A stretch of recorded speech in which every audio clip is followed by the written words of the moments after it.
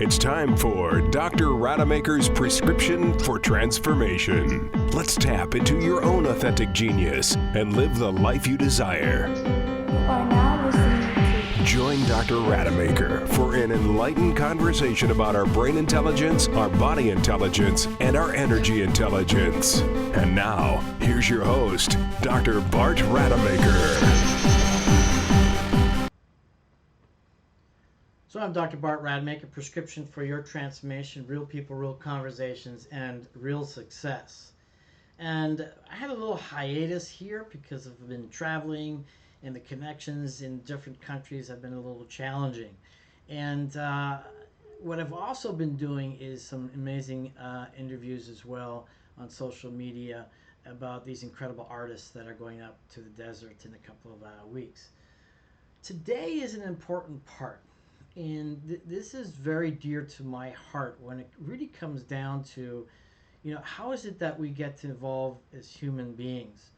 And as we look back into our past, 100 years, 2,000 years, back to the Greeks, back to the Indians, back to the Chinese, thousands of years ago, what seemingly was very relevant in their lives is actually very relevant today. And so the question is, how far have we really evolved? And one of the interesting things in my personal journey is approximately about 18 years ago, I've made a decision for myself. For changes to happen in this world significantly, all of us have to undergo this, what I call a revolution, but not the kind that you're thinking of.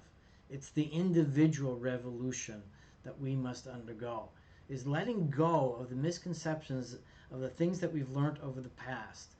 From our teachers, from our parents, from the culture, from the media, wherever they come from, when they're not in alignment with who we are as human beings.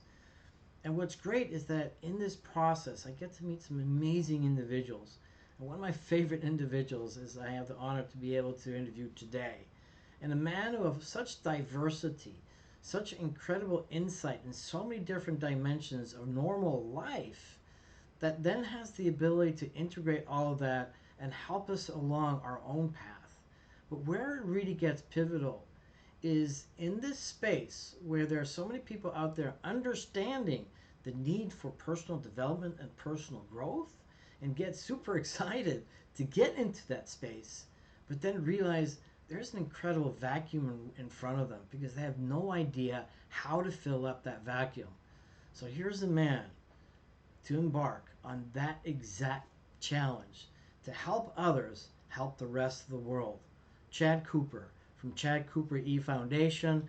I really appreciate you today, all the things that you do, your background, your insights, and particularly the impact you have on those wonderful blessed souls that get to be part of your legendary lifestyle program. Chad, thanks so much for joining me today. I'm just wondering if somebody else can join us to talk about those things, because that sounds awesome. That sounds incredible. Well, it totally is, and that really epitomizes you, and clearly the experience that I've had with you in so many respects, and I know that the people that work with you as well have that. But I like to touch into the two parts that I think is really important. The first part is, where are we in today, and the crisis, if you will. You and I have many conversations about that as to where we need to begin to show up as human beings and taking responsibility for what's going on in our lives, but then the other part as to how to help coaches, if you will, help others get into that space when they really are just stuck in not knowing what to do next. Well, I think that begins with the understanding of our world today. And with artificial intelligence, with AI, with behavioral psychology, we have been kind of bamboozled, and it's almost a little bit of guerrilla warfare tactics that are going on, of shiny object syndrome of, oh, I need to be on this. Oh, wait, something's going off. I need to go answer it right now. Now, in this scenario, we go, well, that would be incredibly rude to do that while you're on air and make that happen. But yet, why do we do that in front of our most beloved family members, in front of our beloved friends, etc.? And it's because we are actually being trained, like Pavlov's dog, to respond that way. And so if we take ourselves back in time, we can look at some sage elderly wisdom and find some truths that have withstood time. There's a fantastic book, and it's been eons since I've read it, called The Richest Man in Babylon. And it's powerful because it's sad. It's sad that this book reads as if it is in modern times today. And the reality is it's from scrolls and tablets during the time of Babylon on financial responsibility and prosperity. So if we can go back in all of that time and then today go, this still holds truth, we can be pessimistic about that, or we can be optimistic. The question is are we learning to manage ourselves? Are we learning to take these seemingly, well, that's boring, and learn how to actually monetize it and make it really exciting? Because what's boring is that the majority of millionaires that are out there today are doing things that other people consider are boring. So yeah, everybody wants to be the celebrity kind of thing until it happens, and you coach them, they're like, dude, I just want to be left alone, right? But the reality is there are tips and tricks in trades. There are messages saying if you just stick with these foundational pieces and do them to mastery, you're going to turn out better than the average Joe. But we don't want to buy that. Why? Because it's not glamorous. So I'm all about getting away from the glitz and just laughing my ass off to the bank with it.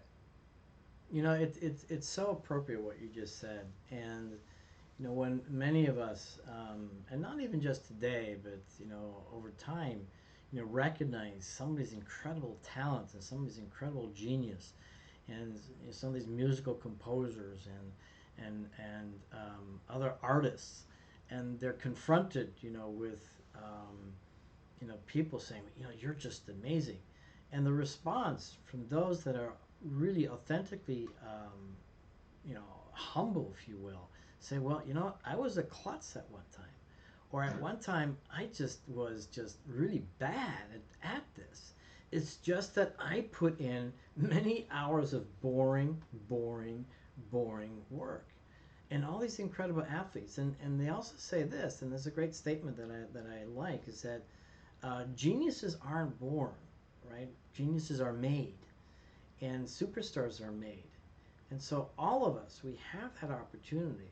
But unfortunately, I think, particularly perhaps in the last generations, and I'm somewhat guilty of that, insofar as that I've had a very blessed life, grew up in so many different countries, and just had a very good life, that it was easy for me to be satisfied with all the things that I got, material things that I got, and then kind of sort of expect that, and still travels with me even today.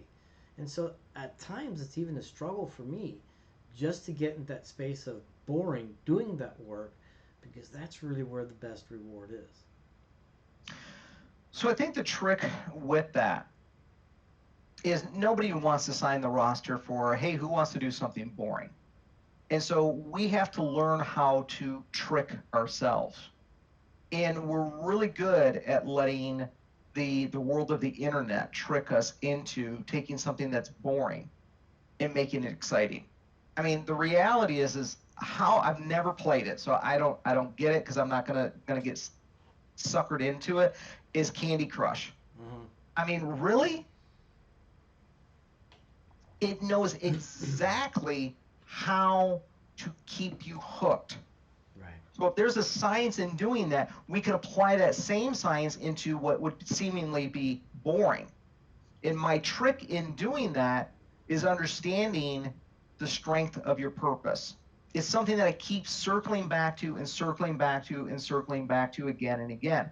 Because people will ask, look, how do you do an Ironman, let alone how do you get 33 major sponsors? How do you go into the Marine Corps? You want to talk about mundane and boring. It's 80% of the time, hurry up and wait. It's 20% of the time, there's a phrase for it I won't use here, but 20% of the time, is blowing things up. And I was a demolitions expert in building things, building bridges out of titanium. But that's only 20% of the time. So how do we convince ourselves to have the consistency and the persistence to do that? Because we can take any number of things and just understand that those are simply vehicles that are meeting one or more of our needs. And the way that we stay on that course, the way that an Olympian is able to compress time and do that, is that they understand the strength of their purpose. They understand their why. So that when they get to that point of, again, they understand, yeah, again, because I'm that much closer to hitting the tipping point in mastery. And that point of mastery is what makes you profitable. And so if we're willing to do that in our relationships, in our finances, in our health, in our sleeping habits, right? We want to do it in all these fancy ways. I want to read the unique article. But how many of us actually apply that in our sleep discipline? How many of us actually apply that in our ability to manage ourselves first, so then we can go out and serve other people with that level of expertise? So we have to know what that strength of purpose is, which is how do we want to feel even in the midst of something that we might label as boring. So do you feel this is a question that just popped up in my head, as we're talking, and do you feel perhaps that, with the advanced technology and for the ability to be very quickly satisfied or excited or stimulated, that in essence that has kind of stolen the impetus for us to work on our own personal drive and our own personal purpose? Because when we get stimulated with all these images and ideas and other things, I mean, take food as an example. I mean, how much science has gone into the manufacture of food substances that really stimulate all of our senses to the highest degree that we become addicted and just can't eat just one chip. And so, how much of that has really been a problem for us where we've lost our sense of self? So I think that is definitely a present issue, and there's definitely a reality to the pessimism and to the manipulation side of it. And yet, we can now see after an extended period of time what we initially saw as these kids rotting their brain playing gaming consoles. And we're like, how's that a talent? Well, if we actually look at millennials that did that, we thought this was a total waste of your time. What we actually now see is that they understand how to give up leadership to the most qualified. So level 1, Bart is the most qualified. He leads the team to victory. Level 2, Chad really understands that one. Bart relinquishes and says, hey, you're the captain. And now he brings our team in level 2 to victory. Level 3, we give to somebody else, right? So what we've actually found is a strength in resourcefulness. The environment changes. How do I get resourceful to conquer it? A willingness to communicate effectively. Hey, who knows how to do this best? Great. Ego gets put to the side, and collectively we achieve. So when we see this, we need to be a little bit cautious and go, what's the gift in this? And if there is one. We can also look at, well, if we're just constantly being fed what to do and being told, how to respond to things, where do we find the time to take a pit stop, to take a break, and allow our creativity to come forward? Because that's what the strength of the United States historically has been, is our ability and willingness to innovate, our willingness to go and pioneer, and the courage to fail or succeed. And that can be as simple as a Pinterest saying, let me try a different recipe with the family tonight. So I think the opportunity is there. The question is what are we looking for? And are we treating it like a surgeon would going and working on a patient, right? Are they strategic, and is it surgical precision? Or are you just there dabbling and you're just there to be distracted and go down a rabbit hole? So when we do it, we want to do it with intention in knowing our outcome in the process. I was just with my men's group in the morning. We meet on Thursdays at 6:30 in the morning, right? and we were talking about some of these things, and I said, there's not a farmer out there that says, hey, I'm really passionate about soybeans, as an example. I want to plant soybeans. But let's be honest, that's not exactly a glamorous life.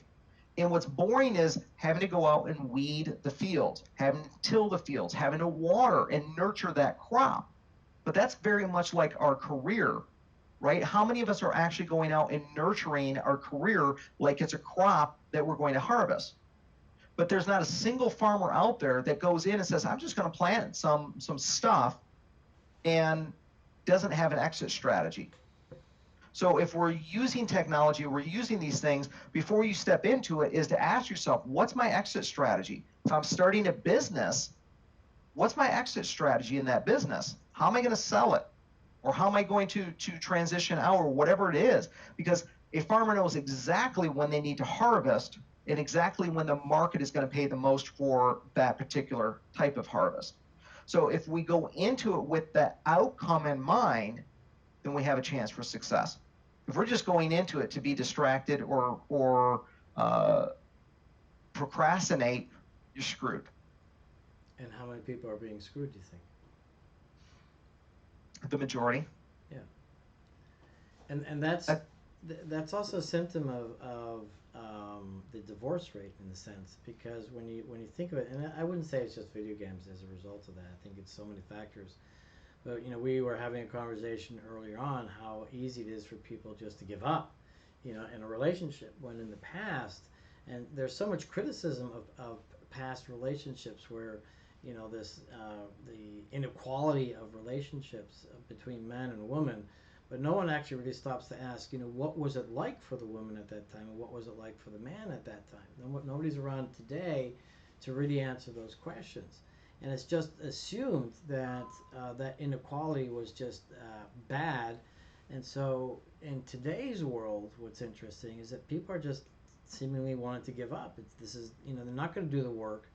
And my personal metaphor, in a sense, as a plastic or reconstructive surgeon, it's almost like, and I love photography at the same time, and it's almost like, when I do my photography and I edit my photograph, I don't like it, I just start all over again. I just throw it in the trash. But I can't do that in surgery. I only have one chance to get it right. And in reality, that's the same kind of mindset that we can have in relationships, in understanding that it's not always going to be easy. It's not always going to be, pleasant. Sometimes it's going to be freaking scary, and sometimes it's going to be extremely painful, with a lot of doubt, a lot of confusion, a lot of frustration, a lot of anger, and other emotions. And at the same time, who's sticking around to see how we can make this work? Yeah, if there's one criticism that I have with technology is, and I heard this just really deeply resonating statement by a gentleman several years back. And he said, the thing that you're most afraid of, that's the thing that you should be doing the most. Mm-hmm. And technology has made it of, well, that's inconvenient. Oh, that's got pain. Well, go off and do something else. But the reality is you're not building the muscle. Yeah. And so when things become inconvenient in a relationship, we look at it and go, well, that's not working. But how much are you really investing in the tool set? The reality is we can go to school, K through doctorate, and they're not teaching you the tool set of how to thrive in an intimate relationship. Yep. You're not getting it from your parents. Yep. And so what do people do? They use that as an excuse. Well, my parents argued all the time. My parents were divorced. My parents whatever. And they become a victim. And there's a difference between an excuse and an explanation. And the thing I hear about, well, I could go to this weekend workshop or seminar, but I don't have the money. I can't get off work. I don't have the time. So a million excuses. But there's this thing, it's brand new, and I think it's going to catch on. It's called a public library. and you can go get it for free. Right. And maybe you can ride a bicycle or the bus or drive your vehicle. And if you can't do that, it's called YouTube. But you are not going to get an intimate relationship in a 3-minute video, people. You have to be willing to create a relationship. And so that's what I'm seeing today are the people that are thriving and have strong foundations in their faith, as an example, is that they didn't just say, well, I believe in this because my parents did, and nobody's actually read whatever that Bible is, or whatever their Torah, or whatever that they're subscribing to. But they decide to actually take that global belief, and they actually decide to have an intimate relationship and make it incredibly personal. Because I'm telling you, I'm starting to witness and see, I'm a few years into menopause. And men, let me tell you, you want to know what you're made of? Learn how to stand in that fire and support her through it, and be enough for yourself and her. Because I am telling you, I've been humbled, I've had to learn, I've had to eat crow, and it has made me an incredibly, profoundly better man as a result of it. And so it's about, are you willing to invest in something that may have some pain? You don't go to the gym and get stronger without doing the repetitions. Are you willing to do something that actually gives you a result and stick with it? Boring can be profitable. You know, and it comes down to another concept, or ethos, if you will. And, you know, from the 4 agreements, be true to your word. You know, when you make it a commitment, when you say you're going to be someone or do someone, you know, it's important for us to be that best version of ourselves, and not to lie to ourselves, and not to say, you know, not to give ourselves lip service, or other people lip service, that, yeah, we're going to be something, but we're really not.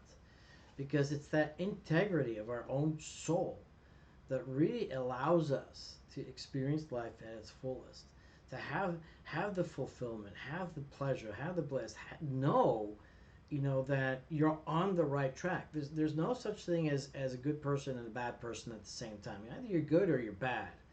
And that's very simplistic, but the truth is that if you're consistently working to be the best version of yourself, yeah, you're sure you're going to do bad things at times, perhaps. I don't know. I mean, I know I do. But the point is that the intention is there to do good.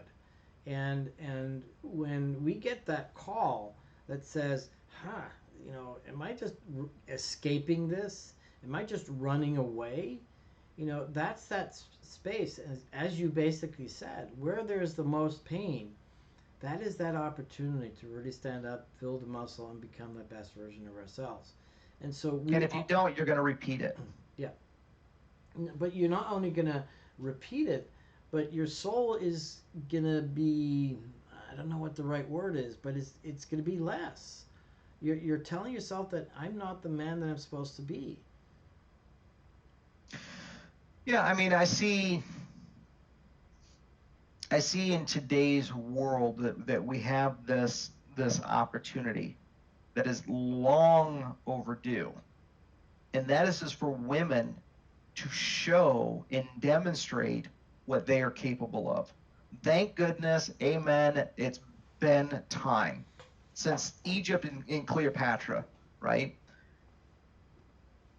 But does that mean that you have to diminish others in the process? Does that mean that you have to condemn a man in order to do that? No, not at all.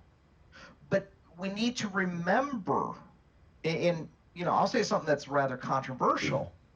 Profiling's good. When done with ethical integrity, profiling has served us since the beginning of time. Danger, what am I going to do? Right? So in profiling, we need to understand and accept that men need time with men so that they can go and complete their rite of passage. Women, you need to go and be with women. And spouses, you need to go and have time together without the kids. And without that, you're not going to master or create the depth and the intimacy that is necessary for that relationship to thrive. And so when men go off and do that, go be a man, right? Going out and drinking and doing drugs and abusing women, that's not being a man, right? That's not what we're talking about. But where men can go and have counsel, where women can go and have counsel in order to then teach the next generation, to pass that on. And it's something that has been missing that is now starting to come back. And technology can foster that. So I'm not somebody that is against technology, but we need to be wise, just like food. Food is not a bad thing, but if we're gluttonous about it, anything can be abused.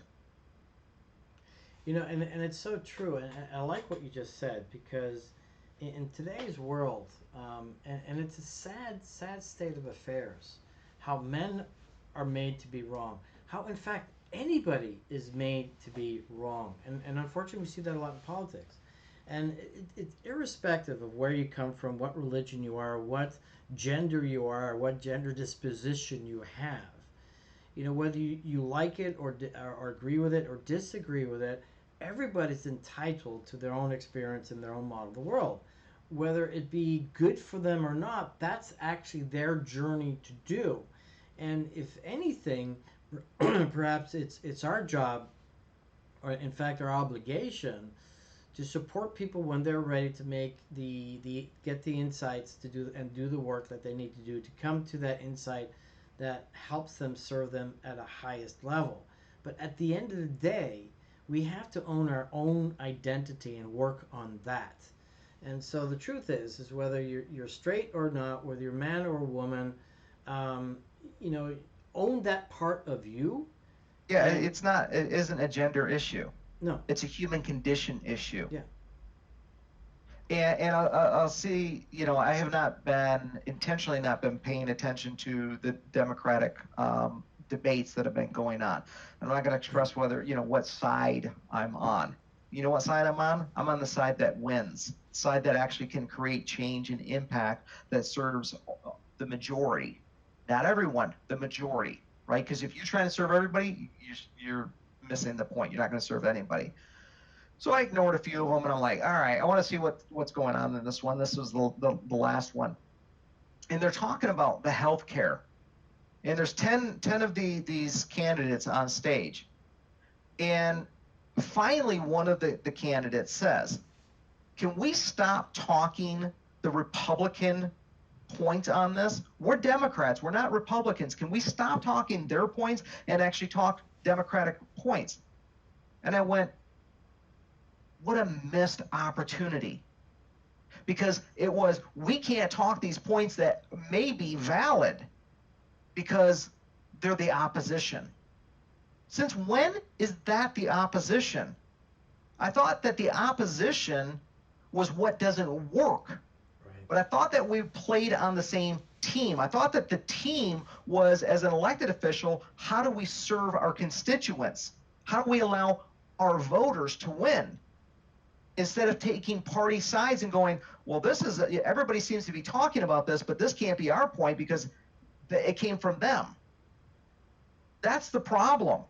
Learn how to stand up and lead and say, you know what, this may be the opposition's viewpoint, and it may be ours too. Maybe we actually have something in common and can actually do something to move forward. But the fear in that is it's going to be taken out of context. And so we have to be able to distinguish, trust and verify, and then the courage to be able to articulate it and say, maybe I could be wrong on this. But you know what? I'd rather be wrong and have an opportunity to change my opinion before the vote comes to be able to actually accomplish what I was here for, and that is to serve the people. So, where am I going with that? That means that you have to have clarity. It means that you have to be clear on what your outcome is. And we've gotten lost in what that is. Right? Is it a physician's job to make money? No. It's to heal people. Should they be apologizing for profiting? No. Maybe they want to go off and do a not-for-profit as part of that, but they have a right to do that. But if the gluttony and the greed gets in front of it and you can't see that, then you need a community of like-minded people profiling men and women to women, men and couples to come together and say, hey, brother, snap out of it. You've lost your way. And that is something that is missing in today's world, is we have all these surface connections on the internet, but we need a community of deep, trusted space that we can say, dude, I love you enough to tell you, you need to check yourself. What you just said, that ain't right. Right. And that's I'll add on to that, and I want to jump into the next topic, but it's really about this tribe, as we talk about this community that we talk about, and you know that you're in the right tribe when two things happen. When number one, they hold you accountable for who you are, what you say, and number two, they hold you to a higher standard. And it's interesting how oftentimes people feel very challenged with that. And I've worked in certain environments and certain team settings that are out there to support different events, and I basically shock them by saying, look guys, I'm glad you're on my team, but guess what, I'm holding you to a higher standard, so be ready to rock and roll and work hard on this one. And not everyone is ready for that. And so that's my next point then, because it really the crux of all the work that you do and I do, but more so what you've been doing, is really helping people with their own evolution, with their own expansion. Because I think it really comes down to what I said earlier, is that individual evolution. Because once you start on that path of understanding and becoming more insightful and perhaps at times enlightened, you are in a position to make decisions for yourself based on a strong set of beliefs, values, and quite frankly, solid fundamentals that you've gotten around that they're tried and true. But the problem is that too often most people are not getting that opportunity. And just a little story on my part, interesting enough, I mean, growing up in 5 different countries, speaking 4 different languages, being in medical training for 17 years, I was at a point where I thought, well, I should know everything, and only come to realize how much I didn't know. And and I'm much, I wouldn't say further advanced, but more fortunate with so much education, realizing how much I didn't know. So what about the rest of the world? How do we help people? Number one, and these 2 questions I have for you. So in essence, what's the story and the history of coaching, and where's the challenge that people have today to implement that opportunity for change for others? There's a lot there. You can handle it. I can handle it. The question is, do I get lost in my own rhetoric? So let's see what I can say. I want to compliment on top of a strong community, a strong group, is everything that you said, and expect that you need to contribute. You and I go to New Zealand as an example. And I'm like, okay, I'm learning from the ancient wisdom, from these elders that are way more knowledgeable and wise than me. And they expect me to get up and share my story, my message. I'm like, well, who am I to do that, right? Right. And so it's understanding there's leadership in each person. And leadership, as you said with the other stuff, you aren't born a leader. You get up and do it and become the leader. So if you want to be part of a powerful group, don't just think you can come and take and suck from everybody else's knowledge. You better be willing to contribute. And so that goes into the coaching, right? Is by coaching other people, it helps me go, I better be living up to the standard. How can I be a 400-pound person giving guidance on nutrition, as an example? Right. How can I say, let me teach you about financial prosperity and have, $300,000 in debt? You've got to be able to walk the walk, and that is managing yourself. It's understanding the human condition, and it begins with you. We're on a call with one of my students earlier today, and said that she goes, one thing that you've told me, and this is a Buddhist statement, is you can't give what you don't already possess within yourself. And so if you want abundance, behave that way. So that means maybe having a foundation. Maybe that means going and contributing in charity, doing things. Because here's the thing, statistically, people who give are actually financially better off than people who don't. People who actually give in donations and in charity have to have a mindset not of scarcity but of abundance, because they know if I'm going to give $200, I have to have a way to generate and make that $200. Versus scarcity is, I don't want to lose this, there's not enough to go around. And so the second point is in that is, you've got to, if you want to have a life of fulfillment, you've got to be willing to give and contribute beyond yourself. Now, let me tell you, somebody who has two foundations, we'll go back to the very beginning premise on this, is there's a lot in running a foundation and starting it up that is boring. It's hard work. Right. So you've got to find the strength in your purpose to be able to persist with that, to deal with the attorneys and setting it up, to deal with the bookkeeping and the accounting, to make sure that you're getting all the receipts and stuff, so that if you get audited or somebody says, hey, I want to see if you're above the board, or are you just skimming and running a scam here to line your own pockets, that you can be transparent. It takes work to pick up the phone and say, hey man, I've got an epic experience for you, you need to come. That is boring work to a large extent. But when you get there and you get to see the transformation, not inspiration or motivation, but the transformation in somebody's life, and to see that you made a difference, it's worth it. But you've got to be willing to stop comparing yourself to the Joneses. Comparison is the thief of joy. Yeah. Know what your standards are. Know what the strength of your purpose is. And then pick the vehicles that are going to give you the best odds to make it actually successful. Yeah, one of my personal epiphanies a while back, and again, coming from my background, scientific background, high standards, especially as a doctor, you can't make any mistakes. And then with the knowledge that when you have an idea, you can make it happen. And then looking around and seeing what other people are doing and realizing, well, hang on a second, I'm not even close to that. And how that can make one feel very small. And more specifically, what I realized, it's not so much me comparing myself with somebody else. It's just looking at somebody else and saying, okay, I like that standard, let me go for that. But then realizing I need to only compare myself with myself in the past. What's my progress? And that's the beautiful thing about, personal development and coaching and all that stuff, is that, you for sure, and I'm a prime example of that, as you're my coach, if I'm allowed to say that. And that is the the progress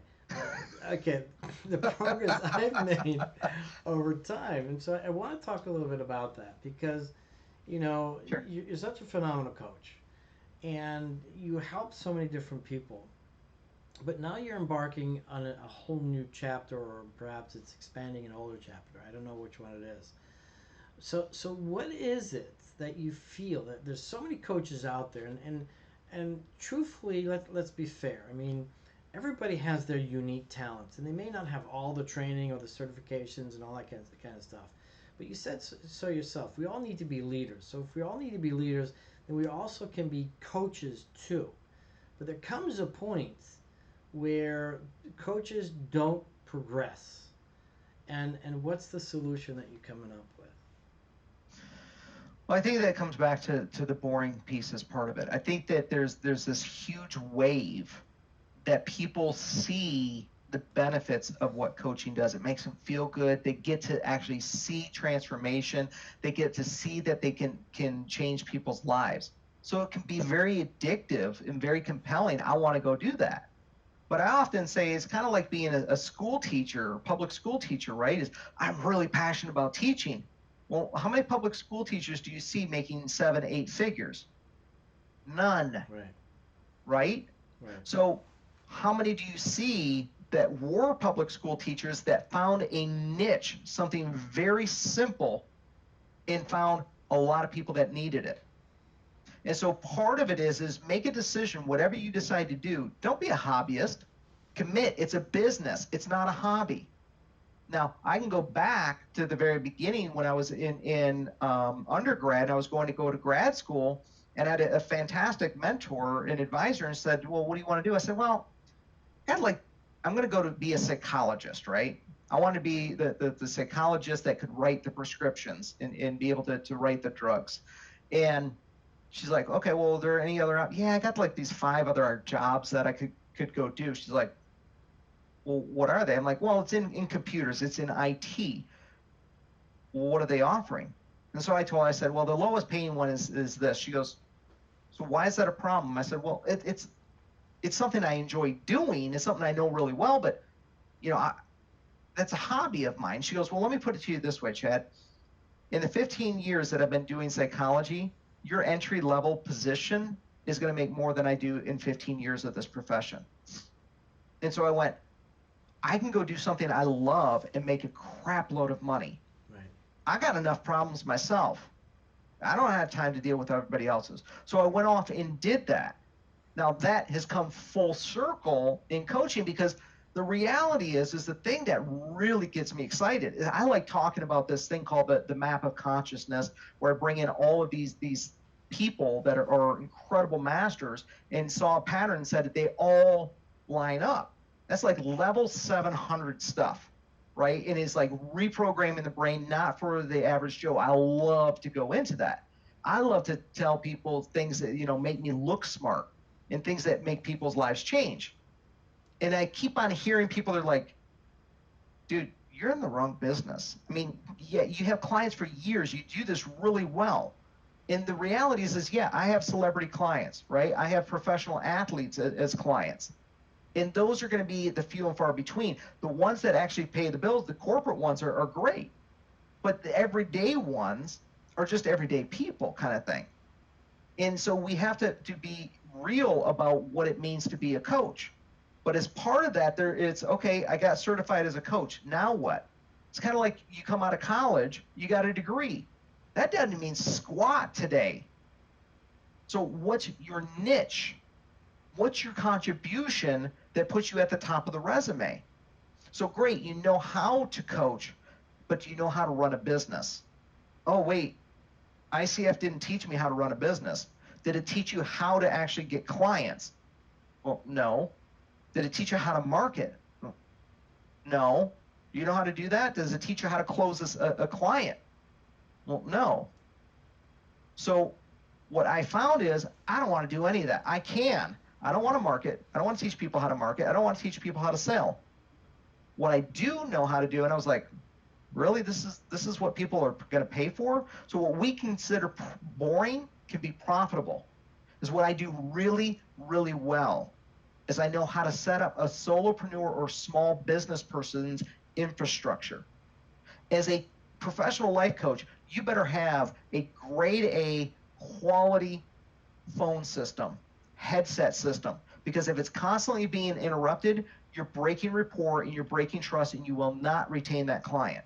I got a question for you on that phone system. Do you think Dana Walden has that? He just signed up with us. He says, yo, from Ocho. So, oh, is that right? Nice. Yeah. Nice. So you're a great example of, I had people, they're like, well, how do you retain clients for 6 to 8 years in ongoing? I'm like, well, one of the things is I get clients that are all the time, they're like, wait a minute, Chad, we talked about that like 3 years ago? How do you remember that? I'm just not that smart, people. I'm smarter than the average bear, but I'm not that smart. It's called OneNote, and I have a template, and I can just search because it indexes everything, and I can type in a keyword and go, boom, that was at this date 3 years ago, and they're like, dude, how do you remember that? And my simple answer is, that's the value of coaching. I don't have to divulge the secrets. But what I realized is that boring piece that I'm like taking for granted, people are dying to pay for and ask for and say, please give me these tools. It was good enough that the #1 coaching organization still to this day says, if you want to know how to do it, go talk to Chad. There's nobody that does it better. So I'm sitting here going, yeah, but I want to talk about the level 700 stuff. Well, great, go do that. from time to time. But what's going to make you a crap load of money is this mundane thing that you take for granted that I just know inside and out, that other people go, no, dude, that's not like take it for granted. That's like really hard stuff. Right. Well, let's see, I've got like 30 years of experience in it, so that's where it is, right? You talk about surgery, I'm going to be like, dude, that's cool. Let's take a look. I don't know how to do any of it, Right. but I want to see it. Yeah, it really comes down to systematizing everything. And, this is one of the wonderful gifts that I've had with you over this time, because, yes, a lot of what you and I work on is psychology. And you and I know that 80% of change is our psychology, it's our mindset. And as you mentioned earlier on. But I like to refer to what specifically the term that I like to use is reference points or psychic data points. And those are those specific tools that make the difference. When you introduced to me, OneNote, I mean, my whole life changed. I mean, I flipped everything upside down, and suddenly I saw the light, and it made it so much more efficient. And just today, you and I had a call. We're talking about some business matters, and then I just happened to be distracted, and I looked at my email, and bingo, you sent me this email about the very topic that we're talking about. And it's like, whoa! I mean, that's performance. That's being a professional, and that's tapping into all those boring things, just getting it all lined up. And there's so many, valuable points. And so what I'm excited, for you to be offering the world, contributing to the world then, is allowing people to perform at the highest level with just these individual tools that allow them to systematize that process, allow them to be at a much higher standard, more professional, and then delivering, if you will, the works, the product to their clients. Yeah. So what's something that you've done 10 times or more? That's something you should capture and systematize. There's a process there that has the ability to make a profit. And so as you said, we were talking about something, and I'm like, oh, yeah, I know that because I that was something I've done. And so I captured, put into, did a keyword search, and then boom, sent off an email. I can still pay attention and not be distracted, but you have that immediately and go, hey, pull that up. Now we can go through it. And that value is something that others would die for. Right. And Gary Vee talks about that. I'm like the cleaner version of Gary Vaynerchuk, right? Not clean. I'm the cleaner version of Gary Vaynerchuk. Yeah, no comment. Yeah. And Gary says, look, I don't care if you're a kid. Don't tell me that you can't make a profit. If you go to Foot Locker and see a pair of shoes that are normally $55, discounted down to $25, and then you go on Amazon and see that they're going for $65, you go out and sell them for $40. You just turned a profit, right? But as Henry Ford or Thomas Edison, they both were buddies, and it's arguable who gets credit for the statement, said, what it was, success is missed by the masses because it's dressed in overalls and looks like work. So what is something that you have done more than 10 times? Break it down into a process and say, who would like to pay something for it, and see what the market will bear. Because that boring piece is repeatable, and you can then turn around and make that a profit to go off and do the other things from time to time that you absolutely love, like going to New Zealand, coming down to Guatemala, going on an exotic vacation, whatever it is that you want to do. And part of that boring piece, by the way, is doing the deep work, the research, the reading. Because one thing that I've found in working with you in a legendary lifestyle especially, is having these, again, reference points, these insights, these specific distinctions that, unless you're aware of them, you can't use them. They're not available to you. And for example, in finances, and we had a talk before, it's like, wow, yeah, that's really helpful. Thank you. And then revolutionizing, how I do my finances. But that's with every part. I mean, the one thing that you introduced to me a while back was a book called Love and Respect. And the whole idea of what men and women want. We've got all these assumptions, these misconceptions, and that's the only thing that I feel that we're all victims of. We're victims of misconceptions, and not to be, on the effect side so much, but having that realization that says, yeah, the software needs to be updated. We need to wash out some of that stuff, remove some of those viruses, and get a better software in place so that we can perform at the highest level. And it only comes from that boring work. And not that you're ever boring in coaching, but but it's a lot of listening and then trying it out. Yeah, so, how do you try it out? How do you make that progress? Are we recommending that you need to go off and get your master's or your doctorate or something in that you need to fully commit your life to it? No. Persistence and consistency. Yep. So the sweet spot in that is 23 minutes to 2 hours. Okay? 23 minutes to 2 hours. Commit somewhere in between there. You can commit 23 minutes to pick up an audiobook and get 23 minutes along. Yep. Maybe 3 or 4 times a week. Is it every single day? No. Make the rules easy to win. So say, I'm going to do it for a couple of days. I mean, what feels better? To go, I'm going to do this 7 days of the week, and you get 6 out of 7. Are you celebrating or beating yourself up because you missed one day? Right. You're going to beat yourself up. So make the rules easy to win. Say, you know what, I'm going to do 3, and if you hit 4, now you've overachieved and you're celebrating, right? So make it easy to win. Say, I'm just going to commit to learning a new language for 23 minutes, 4 times a week. That's how winning is done. And then lastly is make sure you take some pauses to just goof off. Right. To just have fun. Take that pit stop. Stop being so darn serious, people. So where are you just being a goofball? Where are you allowed to just be okay being you without the fear of repercussions if you say something stupid? As you know, I say stupid stuff all the time. So much that people are like, dude, it's just expected. Okay? Well, Don't listen to a third of what he says. In lieu of that, you not saying anything more stupid, we're wrapping it up. Actually, you don't say anything stupid, and everything is just absolutely amazing and insightful, and I really want to thank you. But I have about 10 seconds left. So I'm Dr. Bart Rademaker, prescription for your transformation, real people, real conversations, real success, talking to the amazing Chad Cooper, and you got the last word, Chad.